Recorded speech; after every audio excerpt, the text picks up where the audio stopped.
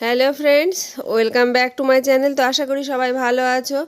আর আজ ছিল আমাদের ছাদ ঢালাই। তো দেখতেই পাচ্ছ মা, পিসি আর বাবু পুজো করে আর কি বাড়ির দিকে যাচ্ছে। এর আগের কোনো ভিডিও আমার কাছে নেই, কারণ আমি তখন এখানে ছিলাম না। তো সেই কারণে কোনো ভিডিও আমি করতে পারিনি। পরে গিয়ে একটুখানি আমার ছোট্ট ননদ করেছিল, তো সেটুকুই আর কি শেয়ার করছি তোমাদের সঙ্গে।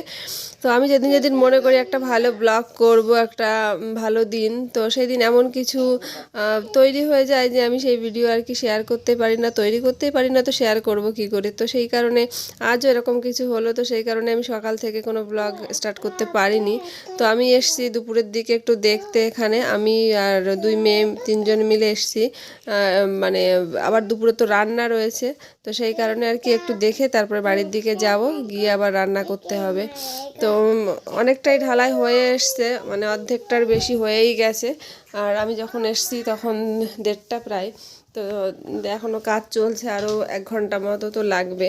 তো এসে দেখছিলাম যে জল নেই। সকালে 1 ড্রাম জল আনা হয়েছে, শেষ হয়ে গেছে। তো বাবুকে বললাম আর 1 ড্রাম জল এনে দিতে। তো বাবু গেল বাড়ির দিকে, মানে আমাদের বাড়ির সাইডে দোকান আছে, সেখানে জলের ড্রাম পাওয়া যায়। তো সেখান থেকে বাবু আর কি জলের ড্রাম আরেকটা নিয়ে আসলো। আর মৌলি দেখো রাস্তার মাঝখানে বসে ওখান থেকে সেই ছোট্ট ছোট্ট পাথর খুঁড়বে। মানে এখানে আসলে এটাই ওর কাজ। তো অনেক সময় দাঁড়িয়ে দেখলাম, দেখে তারপর ভাবছি একটু ওপরের দিকে যাই, একটু দেখে বাড়ির দিকে যেতে হবে।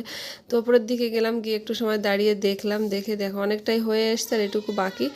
তো আর একটু সময় লাগবে।